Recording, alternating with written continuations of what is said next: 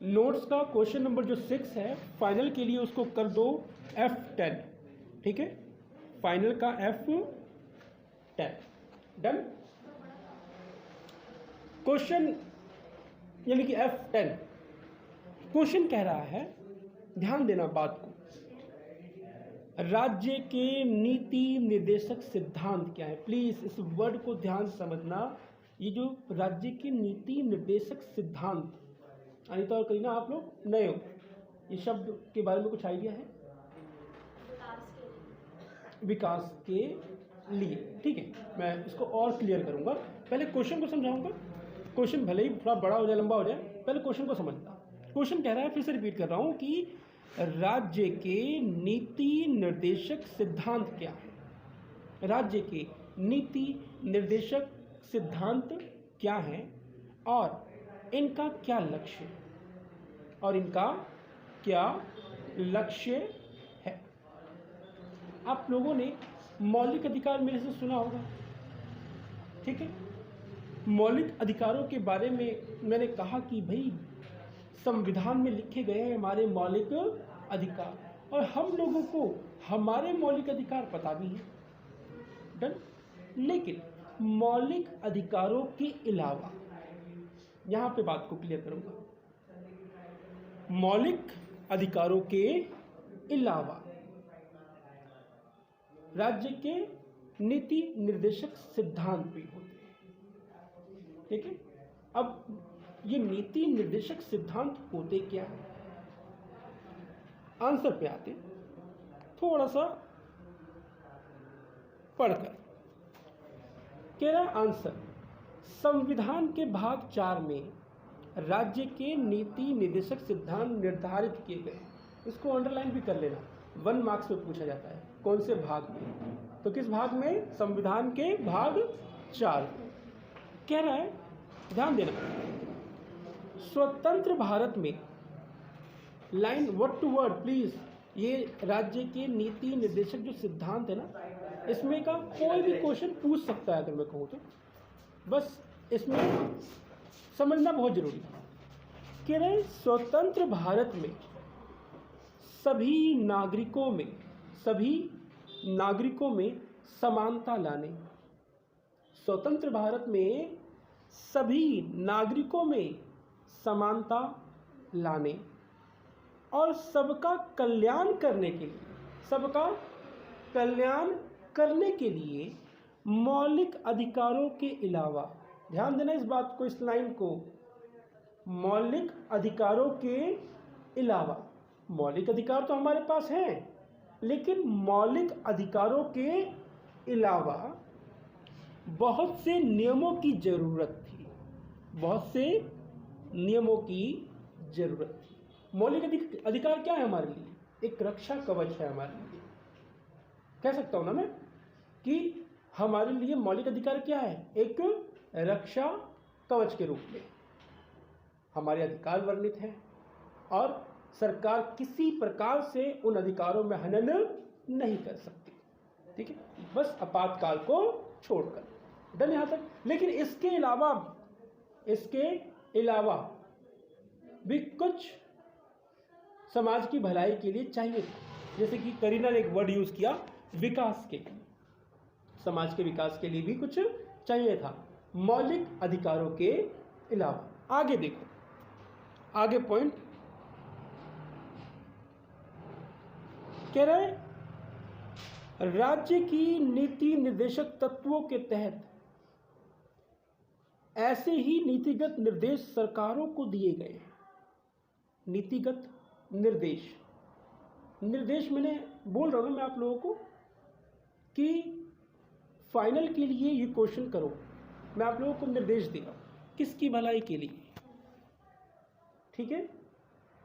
और इन सारे क्वेश्चंस में भी बोल रहा हूं कि मोस्ट इंपॉर्टेंट क्वेश्चन है, इसको याद कर लीजिए, किसकी भलाई के लिए।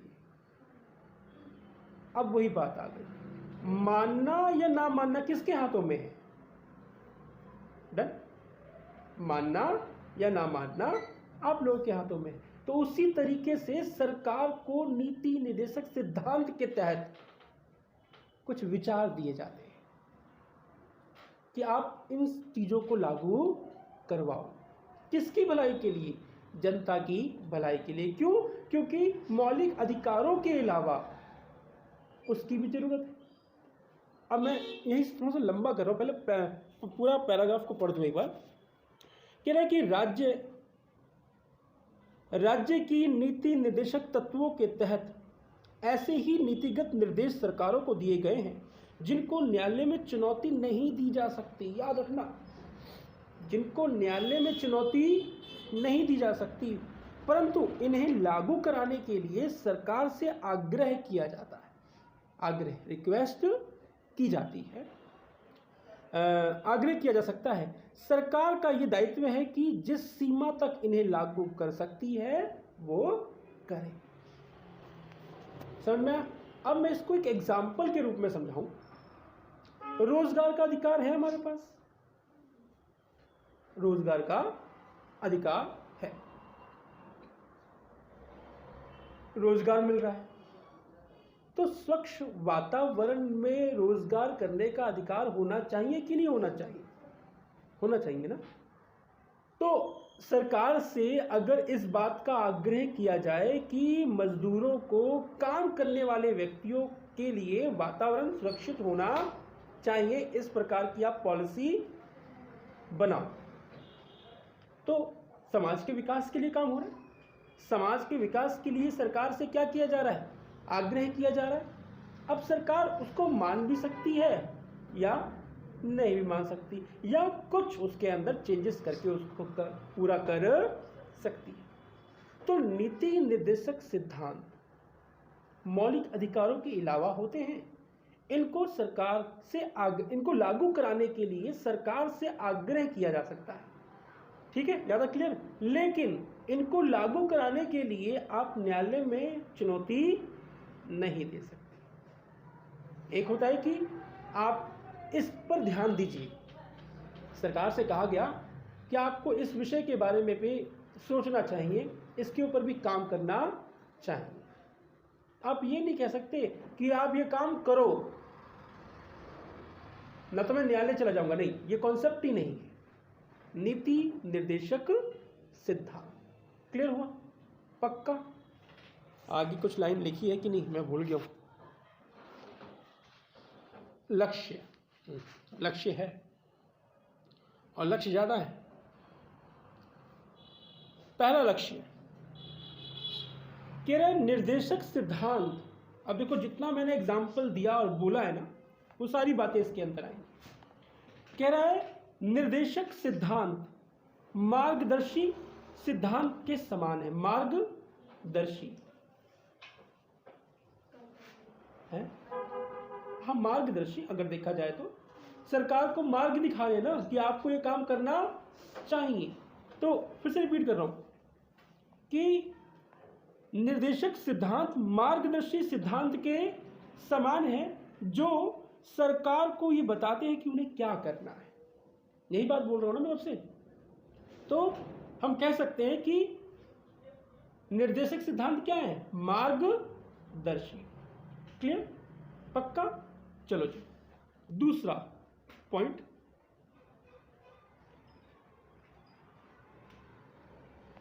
अभी तक जितनी बातें मैंने बोली समझ में आई कि नहीं आई ना?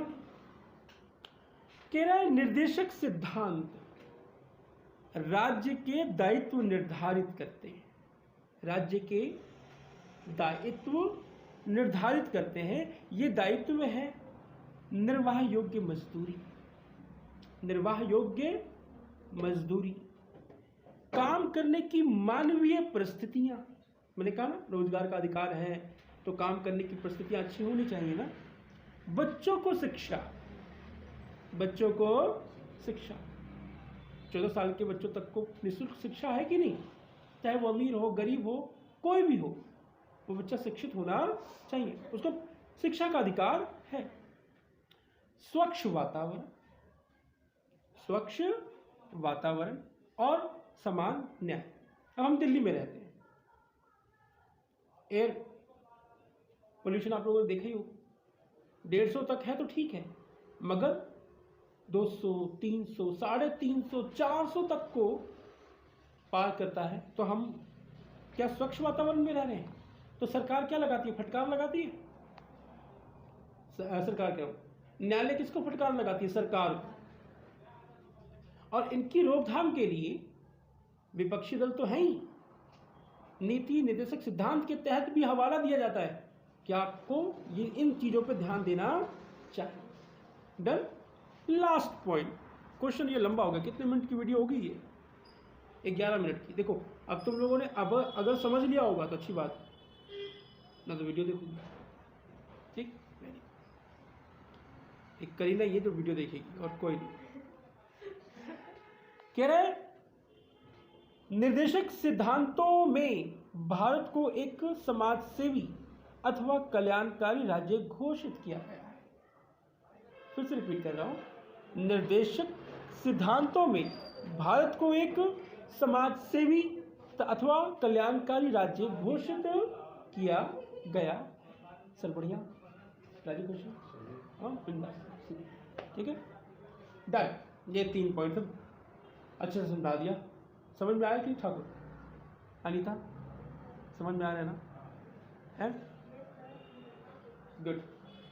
चलो जी, तो ये क्या था हमारा F10। अब आते हैं F11 पे।